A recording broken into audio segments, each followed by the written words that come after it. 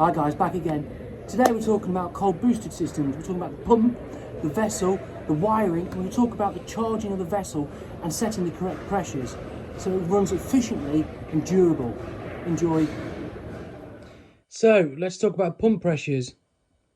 PO, that's the vessel pressure.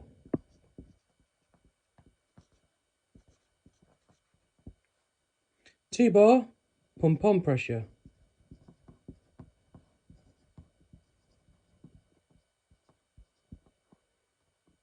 P2, 3.5 bar, that's the pump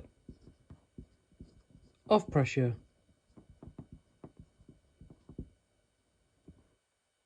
PO is always 90% of P1.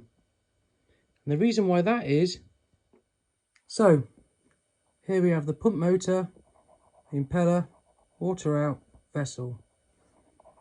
The vessel charge is 10% lower than the water out pressure. The reason why that is, if it's 10% lower, the vessel will always have water inside to protect the motor. If the vessel charge was greater and the pump was off, it could damage the motor running dry. So the vessel is always 10% lower than the starting pressure. 10 minutes. So, liters per minute, if that was 66, if the run time was 10 minutes,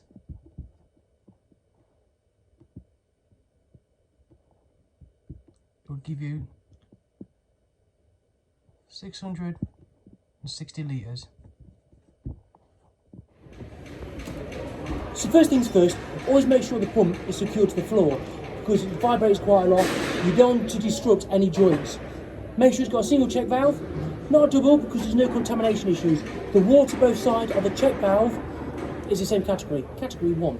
So make sure it's got a non-return valve on, so you're forcing the pressure in the direction of the demand. Also, make sure you can peel to the pump. The impeller does not want air in it. If there's air in it, you'll damage the impeller, you could burn the pump out, and not only that, you're going to burn the pump out, you're going to damage or invalidate the warranty. So, single check valve, purge the pump before you start. When you're commissioning, always make sure you check the line strain of the filter. That again protects the pump, protects the impellers.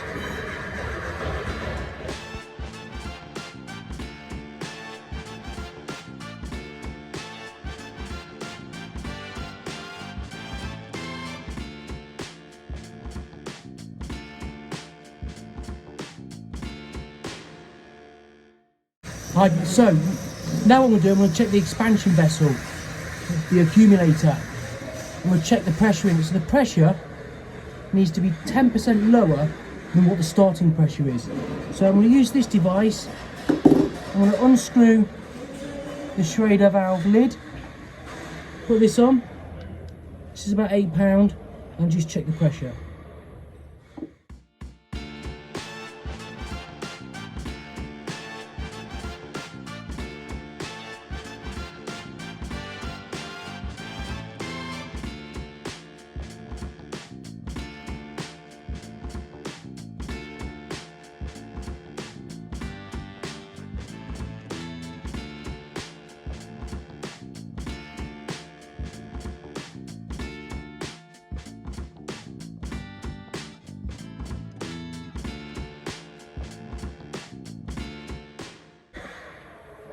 Before you charge these, always put grease on. So when you're charging it, it'll help seal it. Then when you've done, spray some LDF spray.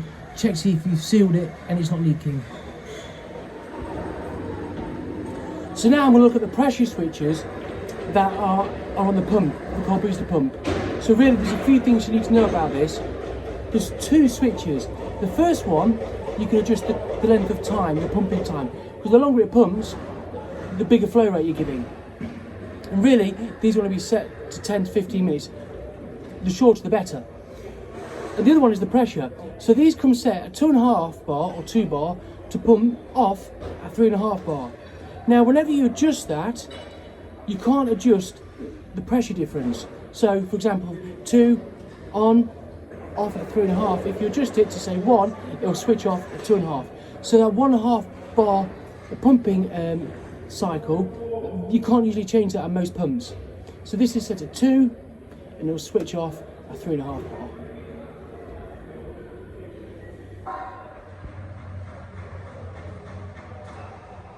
Always check the braided hose, go into the vessel, check it's not leaking. Sometimes these can block because the rubber inside gets magnetite caught in it. Here we have the pressure switch. So on this pressure switch, you can see the minus and the plus. So that's going to adjust the pressure pump activation and the pumping off. So you can adjust it using this screw. Underneath, you have another adjustment. You can turn this for the pumping duration.